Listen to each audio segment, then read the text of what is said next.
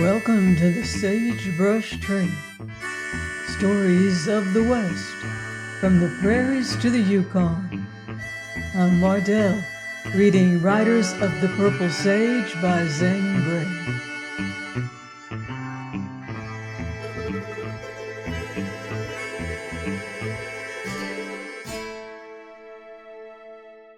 Chapter 3. Amber Spring. No unusual circumstances was it for Oldring and some of his men to visit Cottonwoods in the broad light of day. But for him to prowl about in the dark, with the hooves of his horses muffled, meant that mischief was brewing. Moreover, to Venters, the presence of the masked rider with Oldring seemed especially ominous, for about this man there was mystery. He seldom rode through the village, and when he did ride through, it was swiftly. Riders seldom met by day on the Sage, but wherever he rode there always followed deeds as dark and mysterious as the mask he wore. Oldring's band did not confine themselves to the rustling of cattle. Venters lay low in the shade of the cottonwoods, pondering this chance meeting, and not for many moments did he consider it safe to move on. Then, with sudden impulse, he turned the other way and went back along the grove. When he reached the path leading to Jane's home, he decided to go down to the village, so he hurried onward with quick, soft steps. Once beyond the grove, he entered the one and only street. It was wide, lined with tall poplars, and under each row of trees, inside the footpath, were ditches where ran the water from Jane Withersteen's spring. Between the trees twinkled lights of cottage candles, and far down flared bright windows of the village stores. When Venters got closer to these, he saw knots of men standing together in earnest conversation. The usual lounging on the corners and benches and steps was not in evidence. Keeping in the shadow, Venters went closer and closer until he could hear voices, but he could not distinguish what was said. He recognized many Mormons and looked hard for Tull and his men, but looked in vain. Venters concluded that the rustlers had not passed along the village street. No doubt these earnest men were discussing Lassiter's coming, but Venters felt positive that Tull's intention toward himself that day had not been and would not be revealed. So Venters, seeing there was little for him to learn, began retracing his steps. The church was dark. Bishop Dyer's home next to it was also dark, and likewise Tull's cottage. Upon almost any night at this hour there would be lights here, and Venters marked the unusual omission. As he was about to pass out of the street to skirt the grove, he once more slunk down at the sound of trotting horses. Presently he descried 2 mounted men riding toward him. He hugged the shadow of a tree. Again the starlight, brighter now, aided him, and he made out Tull's stalwart figure, and beside him the short, frog-like shape of the rider Jerry. They were silent, and they rode on to disappear. Venters went his way with busy, gloomy mind, revolving events of the day, trying to reckon those brooding in the night. His thoughts overwhelmed him. Up in that dark grove dwelt a woman who had been his friend, and he skulked about her home, gripping a gun stealthily as an Indian, a man without place or people or purpose. Above her hovered the shadow of grim, hidden, secret power. No queen could have given more royally out of a bounteous store than Jane Withersteene gave her people, and likewise to those unfortunates whom her people hated. She asked only the divine right of all women, freedom, to love and live as her heart willed. And yet her prayer and her hope were vain. Years I've seen storm clouding over her and the village of Cottonwoods, muttered Venters as he strode on. Soon it'll burst. I don't like the prospects. That night the villagers whispered in the street, and night riding rustlers muffled horses, and Tull was at work in secret, and out there in the sage hid a man who meant something terrible. Lassiter. Venters passed the black cottonwoods, and entering the sage, climbed the gradual slope. He kept his direction in line with a western star. From time to time he stopped to listen and heard only the usual familiar bark of coyote and sweep of wind and rustle of sage.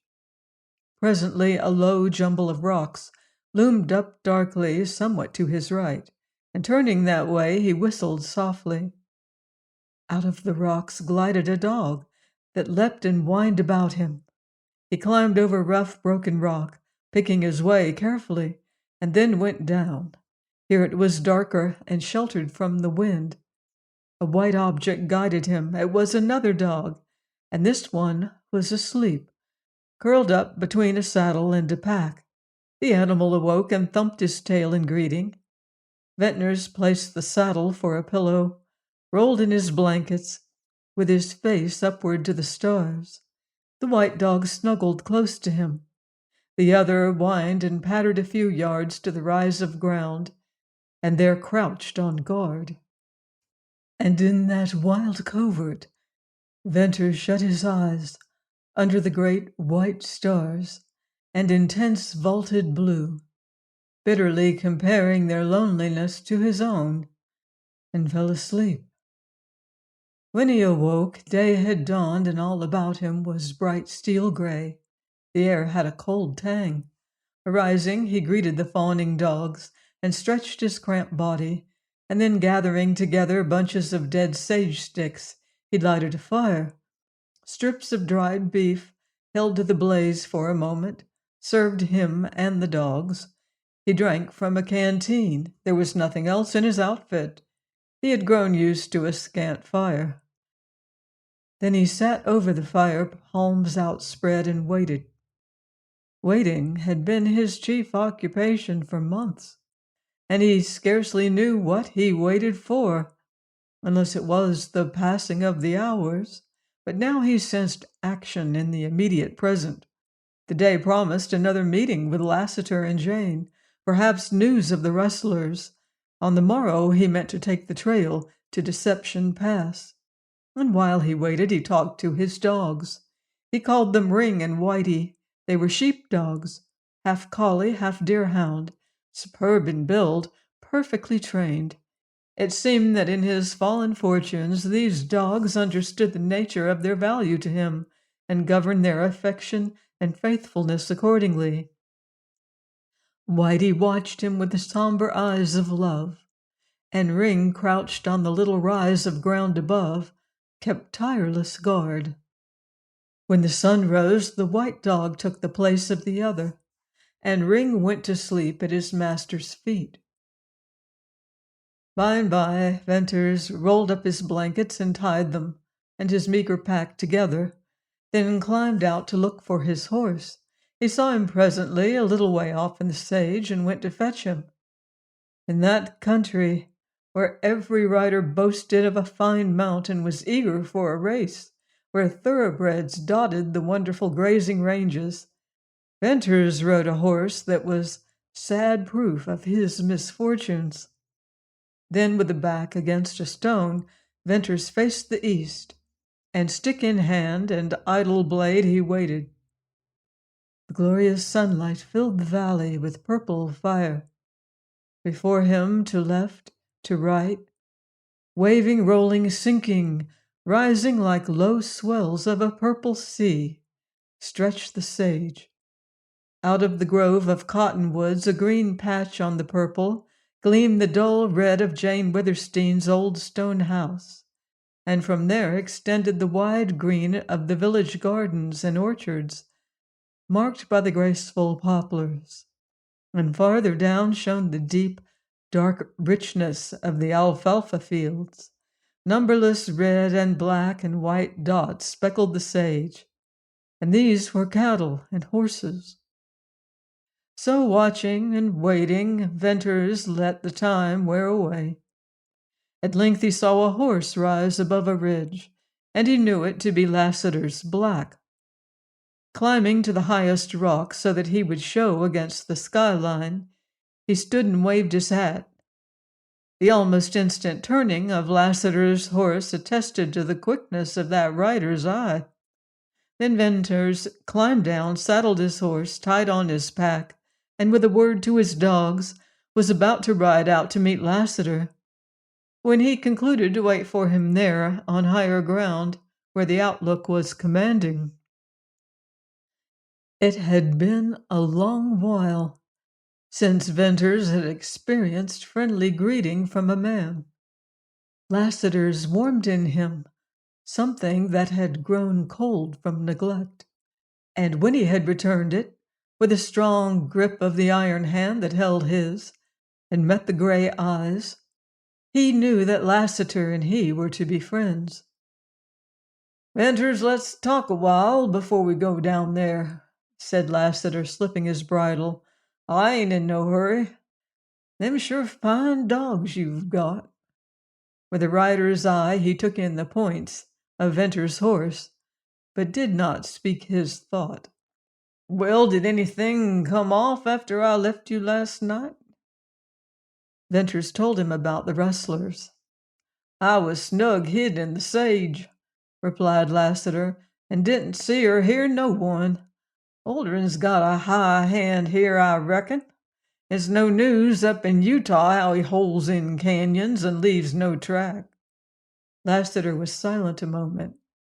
"Me and Oldrin wasn't exactly strangers some years back when he drove cattle into Bostel's Ford at the head of the Rio Virgin, but he got harassed there and now he drives someplace else." "Lassiter, you knew him? Tell me, is he Mormon or Gentile?" "I can't say. I've knowed Mormons who pretended to be Gentiles." "No Mormon ever pretended that unless he was a rustler," declared Venters. "Maybe so. It's a hard country for anyone, but hardest for Gentiles. Did you ever know or hear of a Gentile prospering in a Mormon community?" "I never did." "Well, I want to get out of Utah. I've a mother living in Illinois. I want to go home. It's 8 years now." The older man's sympathy moved Venters to tell his story. He had left Quincy, run off to seek his fortune in the gold fields, and had never gotten any farther than Salt Lake City, wandered here and there as a helper, teamster, shepherd, and drifted southward over the divide and across the barrens and up the rugged plateau through the passes to the last border settlements. Here he became a rider of the sage, had stock of his own, and for a time prospered, until chance threw him in the employ of Jane Witherstein. "Lassiter, I needn't tell you the rest." "Well, it'd be no news to me. I knowed Mormons. I've seen their women's strange love and patience and sacrifice and silence and what I call madness for their idea God. And over against that I've seen the tricks of men. They work hand in hand all together and in the dark.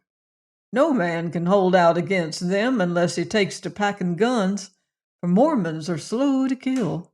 That's the only good I ever seen in their religion. Venters, take this from me. These Mormons ain't exactly just right in their minds. Else could a Mormon marry one woman when he already has a wife and call it duty?" "Lassiter, you think as I think," returned Venters. "How'd it come, then, you never throwed a gun on Tull or some of them?" inquired the rider curiously. "Jane pleaded with me, begged me to be patient, to overlook. She even took my guns from me.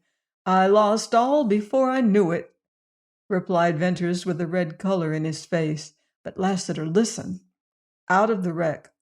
I saved a Winchester, 2 Colts, and plenty of shells. I packed these down into Deception Pass. There almost every day for 6 months. I have practiced with my rifle till the barrel burnt my hands, practiced the draw, the firing of a Colt hour after hour. Now that's interesting to me, said Lassiter with a quick uplift of his head and a concentration of his gray gaze on Venters. Could you throw a gun before you began that practicing? Yes. And now? Venters made a lightning-swift movement.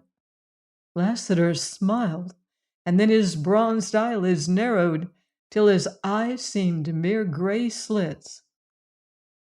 You'll kill Tull? He did not question, he affirmed. I promised Jane Withersteen I'd try to avoid Tull. I'll keep my word, but sooner or later Tull and I will meet. And as I feel now, if he even looks at me, I'll draw. I reckon so. There'll be hell down there presently. He paused a moment and flicked a sagebrush with his quirt.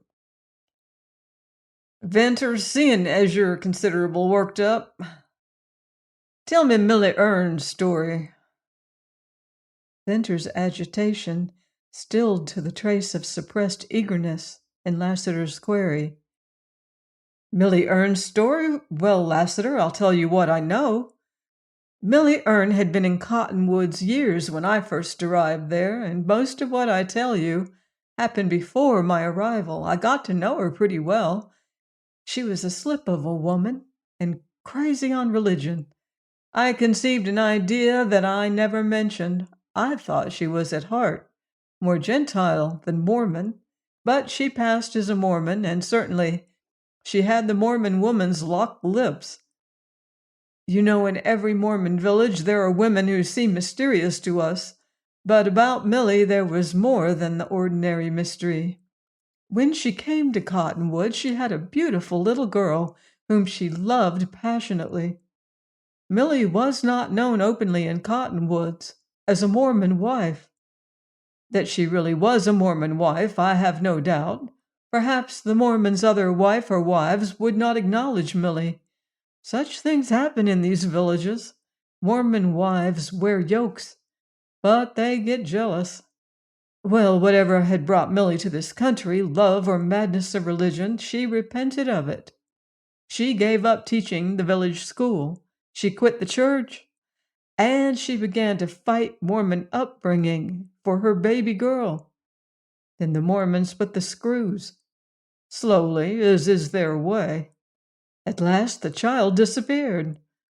Lost was the report. The child was stolen, I know that, so do you. That wrecked Millie Earne. But she lived on in hope. She became a slave. She worked her heart and soul and life out to get back her child. She never heard of it again. Then she sank. I can see her now. A frail thing, so transparent you could almost look through her, white like ashes. And her eyes have always haunted me. She had one real friend, Jane Withersteen.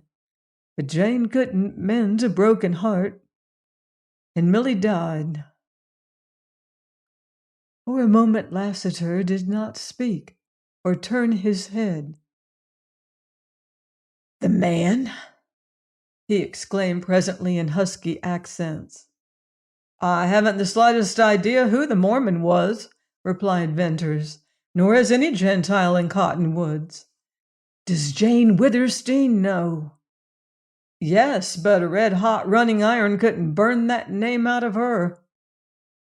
Without further speech, Lassiter started off, walking his horse, and Venters followed with his dogs. Half a mile down the slope, they entered a luxuriant growth of willows, and soon came to an open space, carpeted with grass like deep green velvet. The rushing of water and singing of birds filled their ears. Venters led his comrade to a shady bower and showed him Amber Spring.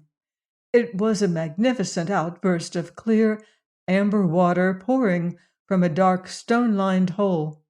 Lassiter knelt and drank, lingered there to drink again. He made no comment, but Venters did not need words. Next to his horse, a rider of the SagE loved a spring, and this spring was the most beautiful and remarkable known to the upland riders of southern Utah. It was the spring that made old Witherstein a feudal lord, and now enabled his daughter to return the toil which her father had exacted from the toilers of the SagE. The spring gushed forth in a swirling torrent, and leaped down joyously to make its swift way along a willow-skirted channel. Moss and ferns and lilies overhung its green banks. Except for the rough-hewn stones that held and directed the water, this willow thicket and glade had been left as nature had made it. Below were artificial lakes, 3 in number, one above the other in banks of raised earth, and round about them rose the lofty green foliage shafts of poplar trees. Ducks dotted the glassy surface of the lakes. A blue heron stood motionless on a water gate. Kingfishers darted with shrieking delight along the shady banks. A white hawk sailed above, and from the trees and shrubs came the song of robins and catbirds. It was all in strange contrast to the endless slopes of lonely SagE and the wild rock environs beyond. Venters thought of the woman who loved the birds and the green of the leaves and the murmur of the water. Next on the slope, just below the 3rd and largest lake, were corrals and a wide stone barn, and open sheds and coops and pens.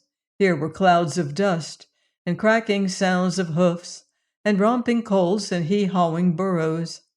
Neighboring horses trampled to the corral fences, and on the little windows of the barn projected bobbing heads of bays and blacks and sorrels. When the 2 men entered the immense barnyard, from all around the din increased.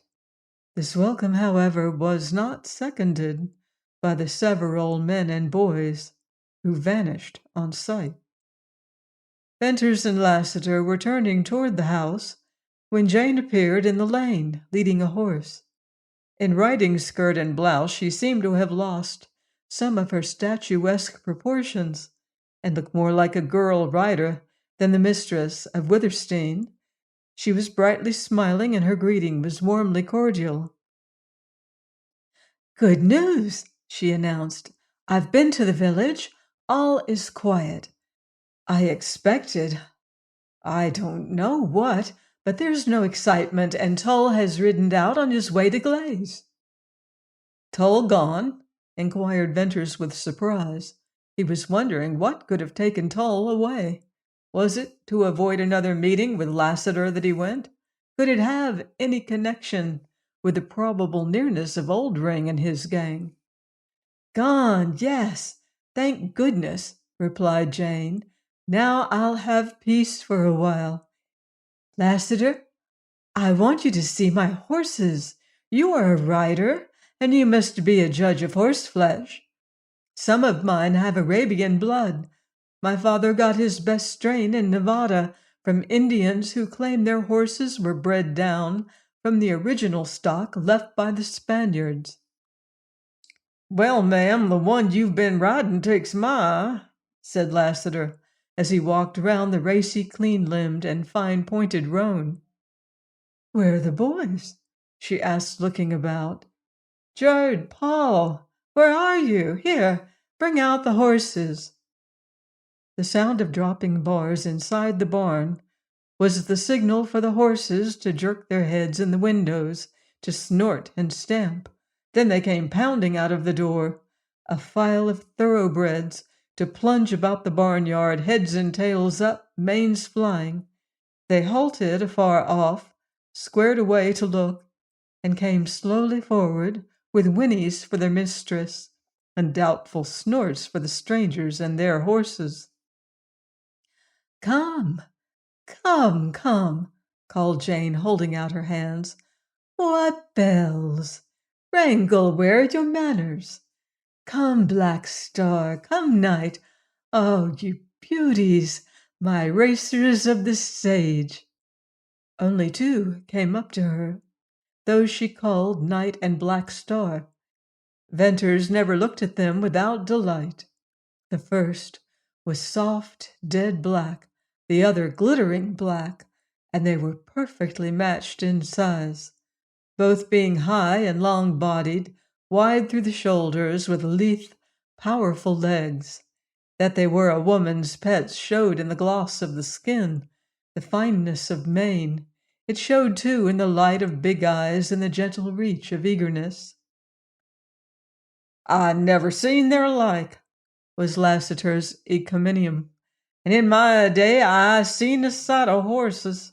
Now, ma'am, if you was wanting to make a long and fast ride across the sage, say to elope." Lassiter ended there with dry humor, yet behind that was meaning. Jane blushed and made arch eyes at him. "Take care, Lassiter. I might think that a proposal," she replied gaily. "It's dangerous to propose elopement to a Mormon woman. Well, I was expecting you. Now will be a good hour to show you Millie Earne's grave. The day riders have gone, and the night riders haven't come in." "Vern, what do you make of that? Need I worry?" "You know, I have to be made to worry." "Well, it's not usual for the night shift to ride in so late," replied Venters slowly, and his glance sought Lassiter's. "Cattle are usually quiet after dark, since I've known even a coyote to stampede your white herd." "I refuse to borrow trouble. Come," said Jane. They mounted, and with Jane in the lead, rode down the lane, and turning off into a cattle trail, proceeded westward. Venter's dogs trotted behind them. On this side of the ranch the outlook was different from that on the other. The immediate foreground was rough, and the sage more rugged and less colorful. There were no dark blue lines of canyons to hold the eye, nor any uprearing rock walls. It was a long roll and slope into gray obscurity. Soon Jane left the trail and rode into the sage, and presently she dismounted and threw her bridle. The men did likewise. Then on foot they followed her, coming out at length on the rim of a low escarpment. She passed by several little ridges of earth to halt before a faintly defined mound. It lay in the shade of a sweeping sagebrush, close to the edge of the promontory, and a rider could have jumped his horse over it without recognizing a grave. "Here." She looked sad as she spoke, but she offered no explanation for the neglect of an unmarked, uncared-for grave. There was a little bunch of pale, sweet lavender daisies, doubtless planted there by Jane. "I only come up here to remember and to pray," she said, "but I leave no trail." A grave in the sage. How lonely this resting place of Millie Earne. The cottonwoods or the alfalfa fields were not in sight, nor was there any rock or ridge or cedar to lend contrast to the monotony. Gray slopes, tinging the purple, barren and wild, with the wind waving the sage, swept away to the dim horizon. Lassiter looked at the grave, and then out into space. At that moment he seemed a figure of bronze.